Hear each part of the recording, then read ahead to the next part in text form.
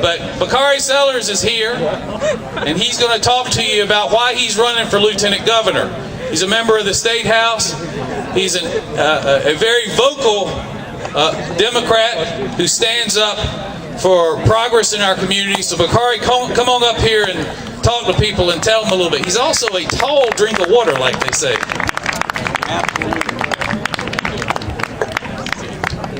Thank you, Andy. I want to start first, and I promise you all that speaking in between senators is very difficult. Senators usually take up most of the time, so we had Senator Kempson before me. Senator Shaheen is next. So I'm going to treat you all today like Elizabeth Taylor treated all 7 of her husbands. And that means I'm not going to keep you long. But I do want to have a quick discussion, just a really brief discussion about this journey that we're taking to 2014. I was just speaking with Representative Whipper, my favorite Whipper, by the way. I was just speaking with Representative Whipper, and I was telling her that there are a lot of people along this journey who believe that this cannot be done. There are a lot of people who look you in the face every day, who look you in the eye, who think that you're doing something that simply cannot be done. They think that your journey is impossible. They think that your mission is not true. They think that everything you believe in may be right, but it just cannot be done because you're in South Carolina. But I'm here to tell you today that I'm running for lieutenant governor in the state of South Carolina because I believe that we can win. I fundamentally believe that we can do better.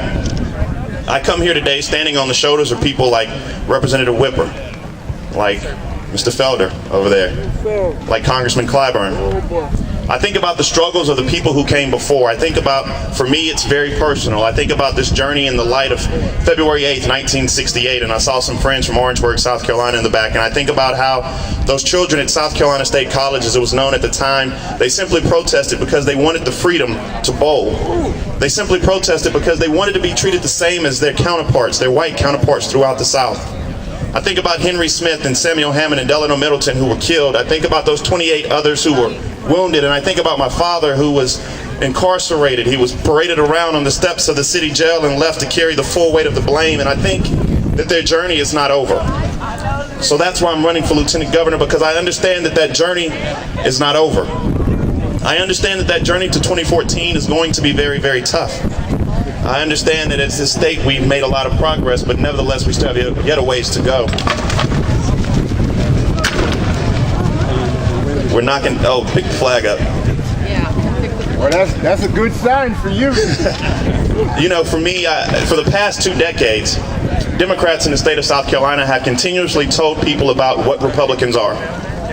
They've always said that Republicans are this and Republicans are that. They said that Republicans are bad and Republicans can't be trusted, but we've never told them what we stood for. We never told them what we're about. We never told them that if you want better schools, you have to elect more Democrats. We've never told them that if your mother has cancer, as mine does, and you want to make sure she has a county hospital because the Bamberg County Hospital is now closed, you have to elect a Democrat because we care about real people. We haven't talked about our seniors in this state. We haven't talked about the fact that the lieutenant governor's office has grown 45%, and yet we still have seniors who have to decide whether or not they're going to pay their prescription drugs or pay their light bills. We have people who have to make real decisions here in South Carolina, and we haven't told them what we're about. My campaign is not about Glenn McConnell. My campaign is not about anybody else who may be running for office. My campaign is not about Nikki Haley. My campaign is not about the South Carolina Republican Party, because I'm sick and tired of hearing about them. My campaign is about what I stand for. Ecclesiastes chapter 3 says that there is a season and a time for everything. And I believe it's a season and a time for men and women of faith. I believe it's a season and a time for men and women like me and you who believe that it's not about being a Republican, it's not about being a Democrat, but it's about being a South Carolinian. We fought long and hard so people don't see me as black, so people don't see me with the tag, but people see me by the character of my skin, by the content of my character, and not the color of my skin. And what's wrong with walking and knocking on doors and saying that, look, I believe in you. I believe in the promise of this great country. I believe in the promise of this state. I know that many people believe it cannot be done by one by one. One by one, we can make it happen. There were many people who believed that Ms. Whipper wouldn't be elected. Isn't that right? You weren't a landslide, were you? Not the first time.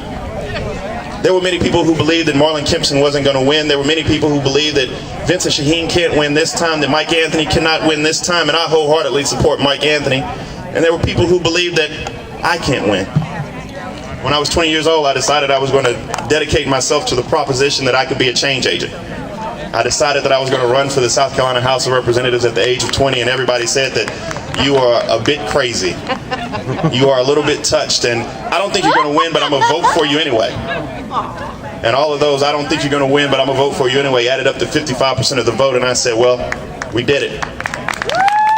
So now as I was sitting there and I began to pray about what I was going to do, and I began to talk to a few of my friends about what I was going to do, and they said, what makes you different? Why do you think you can do this? And I said, one, because I pray hard. Two, because nobody's going to have better ideas, nobody's going to have a better vision, nobody's going to have more energy to put a new face on the state of South Carolina. And three, I fundamentally believe that this is a time and a season of change. You know, my father went through so much. My father almost gave up his life so that I would stand before you today. Many of you all have given up so much so that we would have the opportunity to join hands today in fellowship and sing and eat barbecue and chant. But there's still a lot of work yet to be done. I'm running for Lieutenant Governor because I not only believe that I am going to win, but I fundamentally believe that we can do better. And with all that being said, I'm only as good as you all are. So I ask for three things. I ask simply for three things. I ask that you give. That means it's time for me to shut up, but I'm narrowing down. Three things. I ask that you give your dollars if you can. Sellers2014.com. I ask that you give your prayers if you can't give any dollars, or if you can do both. And lastly, I ask you to give your energy. Because if we're going to make history, if we're going to do things that haven't been done since Reconstruction in South Carolina, if we're going to do things like elect Vincent Shaheen, the next governor of South Carolina, myself, the next lieutenant governor, and Mike Anthony, the next superintendent of education, we have to begin to stand up and fight for something. We have to begin to stand up and believe in something, and we have to believe in the proposition that we can do better. I just simply want to say thank you.